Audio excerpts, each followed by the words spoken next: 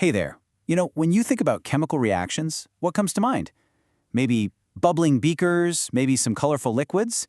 But let's forget all that for a second. Because when you strip it all down, all of chemistry, all of it, is really just a story about one thing, the movement of electrons. They are the unseen architects, building and rebuilding the world around us. So, to get started, let's ask a really fundamental question.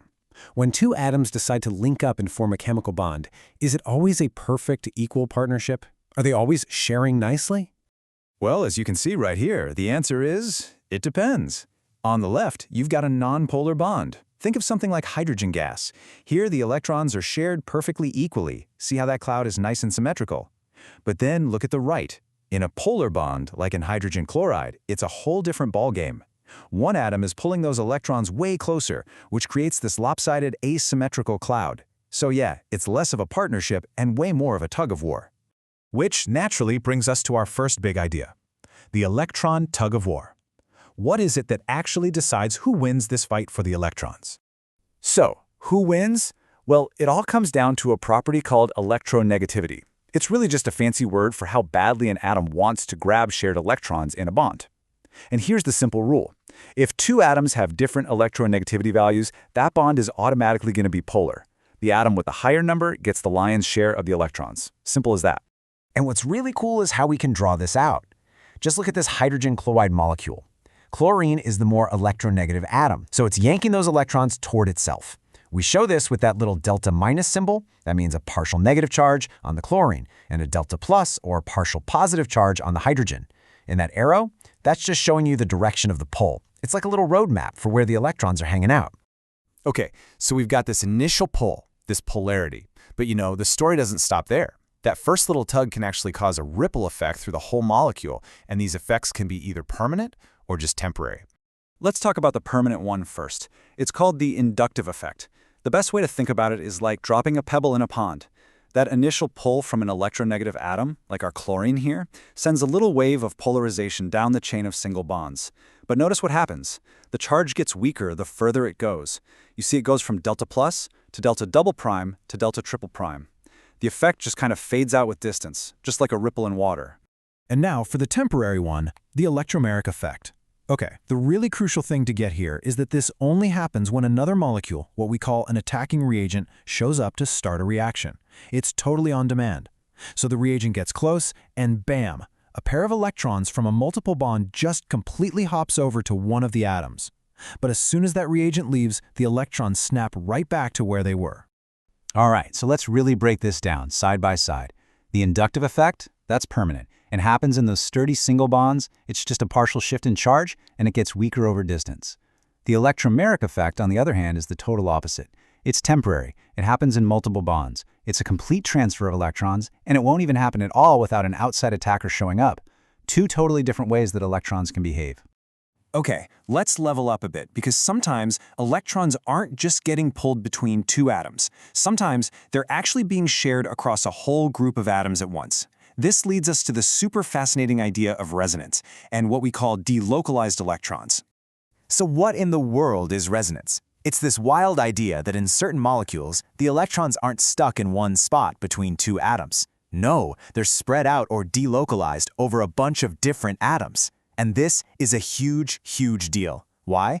Because spreading out that charge makes the whole molecule way, way more stable. And a quick heads up, it's not that the electrons are flipping back and forth between spots. They're actually in all those places at the same time, kind of like a hybrid. But, there's a catch. Resonance doesn't just happen in any old molecule. It needs a special setup called a conjugated system.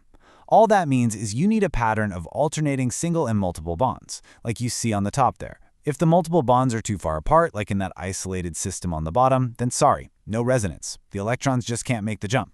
And this is where those famous curved arrows come in. Let's take a look at this molecule 1,3-butadiene. It's really important to note that these arrows are not showing a reaction happening, they're just a bookkeeping tool for us. They help us figure out all the possible places where those delocalized electrons, the ones from the multiple bonds, could be. By drawing all these different resonance structures, we can piece together a better picture of what the molecule's true blended reality looks like. All right, so we've covered how electrons are spread out and how they can move around. The next logical step, right, is how does all this stuff lead to the main event of any reaction, which is, of course, the breaking of chemical bonds. So it turns out there are really only two ways a bond can break. Over on the left, we've got homolytic cleavage. Think homo as in same. This is the fair split. The two electrons that made up the bond are divided up equally, and each atom walks away with one. But on the right, you've got heterolytic cleavage. This is the unfair split. One atom gets greedy and takes both electrons, leaving the other atom with absolutely nothing. And look, once again, the arrows are telling us the whole story. This is so critical for understanding how reactions work. If you see a single-headed arrow, sometimes called a fishhook arrow, that means just one electron is on the move. That's our fair split. If you see a regular double-headed arrow, that's showing a pair of two electrons moving together, and that's our unfair split.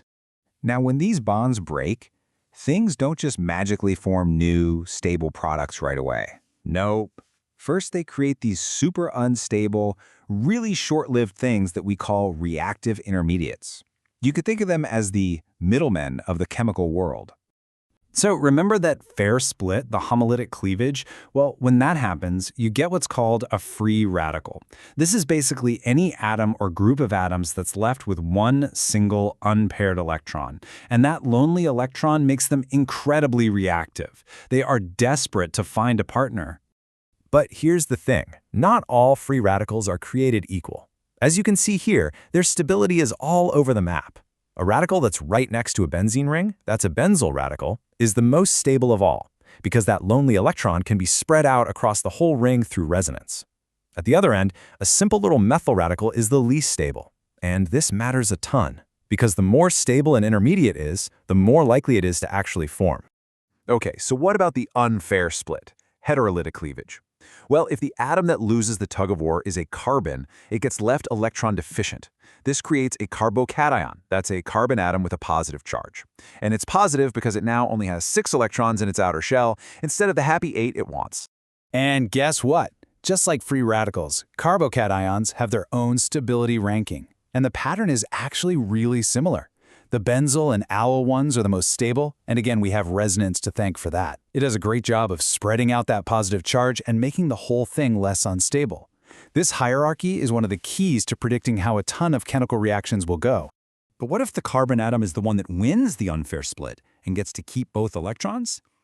Well, then you get the total opposite of a carbocation. You get a carbanion. This is a species where the carbon has a negative charge because it's now got a whole extra lone pair of electrons. It's overloaded with electron density. And here's the big twist.